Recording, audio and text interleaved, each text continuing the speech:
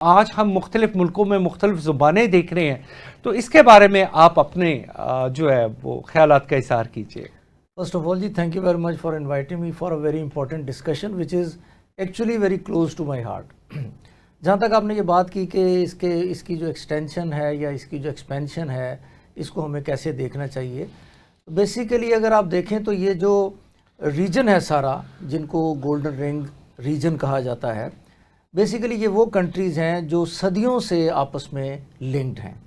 اس کو اگر آپ پیٹر ون جو رشیا کی ہے، رشین امپائر کے کانٹیکسٹ میں دیکھیں، یا آپ سلطان عبدالحمید ٹو جو ہیں ان کے کانٹیکسٹ میں دیکھیں، ایرانین جو سائرس دی گریٹ جو کہ 550 BC اس وقت سے دیکھیں، تو اگر آپ یہ لنکیجز دیکھیں تو اس وقت کے یہ لنکیجز آٹومیٹیکلی الائنڈ ہیں. یہ ساری کنٹریز، ان کی اکانومیز، ان کی ٹریڈ اس حد تک الائنڈ ہے کہ ان کے جو کلچرز ہیں وہ بھی آپ کو ملتے جلتے نظر آتے ہیں. If you travel in these countries تو آپ کو بہت ساری چیزیں ایسی پتہ چلیں گی جو کہ آپ کو لگے گا کہ جیسے آپ کے اپنے کنٹری کی ہیں یا مختلف کنٹریز کی ہیں. For instance when I went to Turkey for the first time in 2013 اور 14، تو میں جب ایئرپورٹ پہ اترا تو وہاں پہ لکھا ہوا تھا استقبال.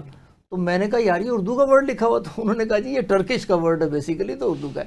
تو this is the kind of affiliation, affinity which in fact you feel while you travel in these countries. تو آپ اگر رشیا سے سٹارٹ کرتے ہوئے ٹرکی، ایران، پھر پاکستان ایک بہت لنچ پن ہے اس سارے کے سارے سنیریو میں یا اس سارے کے سارے سپریڈ میں جو ان کنٹریز کا ہے، تو ان کی جو نیچرل ایفیلیشن ہے that goes beyond in fact discussion میرا خیال ہے. کہ آپ نے تو بی سی کے ٹائم یعنی بیفور کمنگ، یعنی before the Jesus Christ born, اس سے شروع کیا، لیکن اس کے بعد بھی اگر ہم دیکھیں تو اگر ہم جو خاقان سلطنت تھی، یعنی I'm talking about دا چنگیز خان اور اس کے جو آگے سے اس کے جو تھے یعنی کہ ڈسینڈنٹس تھے، وہاں سے بھی شروع کریں، قبلائے خان، عقدائے خان، اور پھر ہم منگو خان. پر خیر آفٹر دیٹ ایون آپ یہ دیکھیے کہ میں پہلے بھی سمجھتا ہوں کہ امیر تیمور کا ایک بہت بڑا کردار تھا، اور یہ آلموسٹ گراف جو تمام ممالک ہیں یہ تمام کے تمام وہ تھے کہ جہاں تک اگر کسی کی ایکسیس ہو پائی تو وہ تو امیر تیمور تھا کہ جس نے آلموسٹ ان تمام لوگوں کو ایک شیلٹر میں اکٹھا کر دیا تھا. آپ میری بات سے اتفاق کریں گے؟ جی بالکل، میں امیر تیمور کا ڈیفینیٹلی بہت بڑا رول رہا اس میں.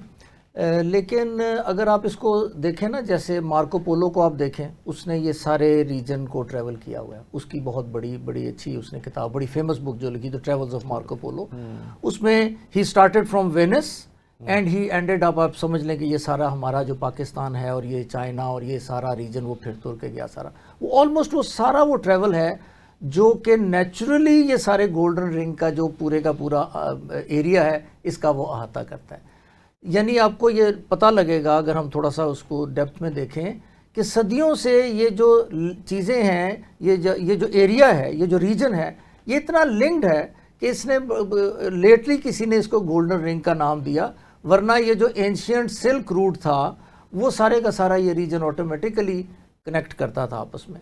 اور اس میں ٹریڈ کے ذریعے سے پھر ریلیجن آ گیا بیچ میں، تو ریلیجن بہت زیادہ سپریڈ ہوا. اسلام کا جو سمجھ لیں کہ گولڈن پیریڈ، ایک گولڈن ایرا تھا، وہ تھا، اسی میں ریلیجن بھی ادھر سے ادھر آیا. اور یہ دیکھیں اسلام کتنا پھیلا اس پورے ریجن میں. اگر آپ دیکھیں تو بہت سارے کنٹریز، مسلم کنٹریز آ جاتے ہیں بیچ میں، جو کہ وہاں سے ہی چل کے ادھر آیا سارا کا سارا. The first very positive point that Dr. Raghib have highlighted, that is that this is actually a version of the Silk Route. And what is a Silk Route? This is very important to know. Silk Route was the passage that was used, basically it was started to be used by the Chinese side when they were exporting and then they were trading that silk from China to rest of the world, and that is what is a circle. It is called a Silk Route, the ancient Silk Route, and this is the same Dr. Raghib have identified to us. Dr. Sahab, آپ کا subject میں اس کی طرف آنا چاہتا ہوں کہ پیس and conflict study. Definitely everyone in the world, they want peace, and what I get to know that the chairman Xi Jinping, he said, the president of China, he said that if you want a peace in your country, that you make sure that you have a peace in your neighboring country.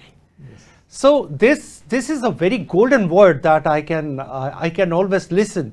If you need a peace, you make sure your neighbors also have a peace. And for the peace, what you need to do, that you provide the job for the to the people. And if they are on the job, that means you can go out from the problem of that so-called terrorism. So peace and conflict study. So can you engage this all together? along with the subject ji Along with the subject. Definitely जी अगर आप देखें ये सारी की सारी जितनी है जो गोल्डन रिंग इकोनॉमीज़ हैं या गोल्डन रिंग कंट्रीज़ हैं, अगर आप इनकी थोड़ी सी पास हिस्ट्री भी देखें, कल्चरल एक्सचेंजेस देखें, तो इसमें पीस एंड कॉन्फ्लिक्ट का बहुत बड़ा रोल रहा है.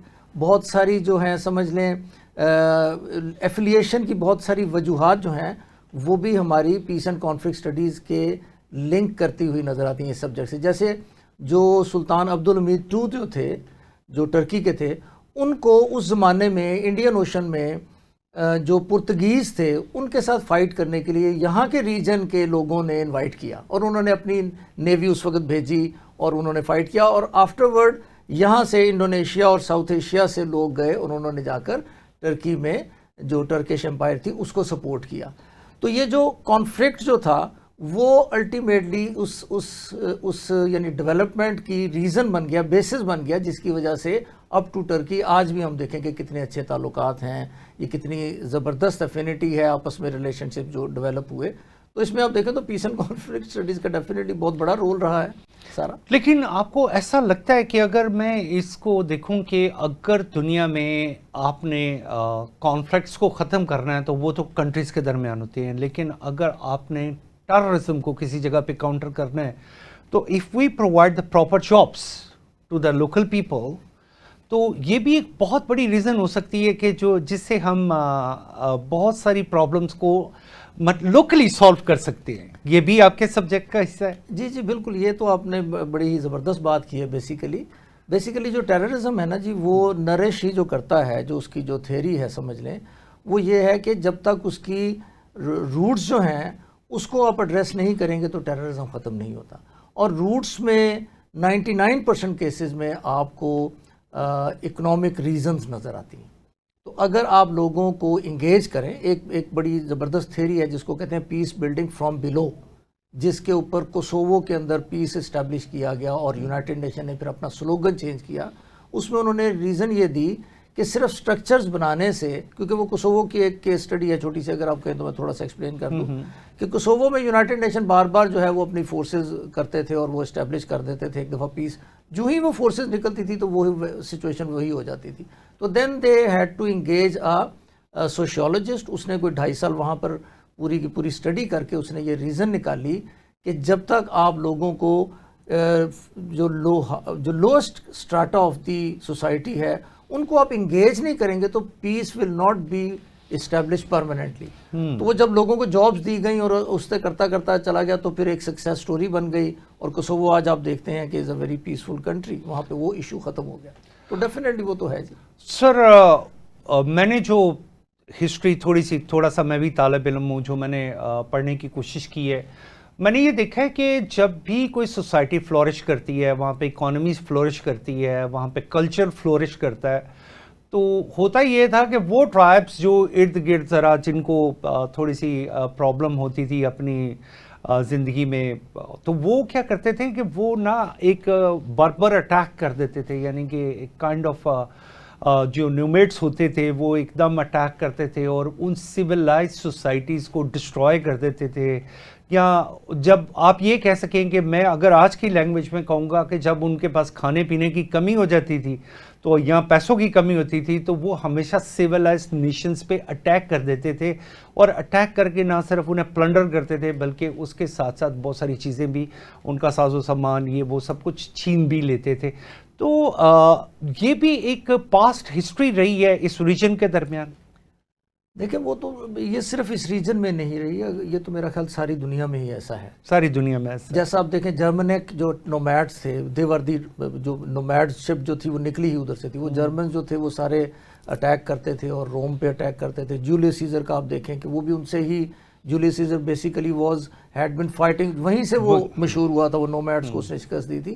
تو یہ جو ریزن ہے یا جو نومیڈ شپ جو ہے، چائنا کا آپ دیکھ لیں، یہ دیوار چین بنائی انہوں نے اسی لیے تھی. بالکل دیکھیں کتنی خوبصورت آپ نے کہ وہ بنی اس لیے تھی کہ کراس یعنی ادر سائڈ آف دا وال وہ ایک ایسی نومیڈ نیشن رہتی تھی کہ جو کہ ہر سویلائزڈ سوسائٹی کو روکنے کے لیے اتنی بڑی انہوں نے، اس کی وجہ ہے کہ ان کے پاس کھانے کے لیے نہیں تھا.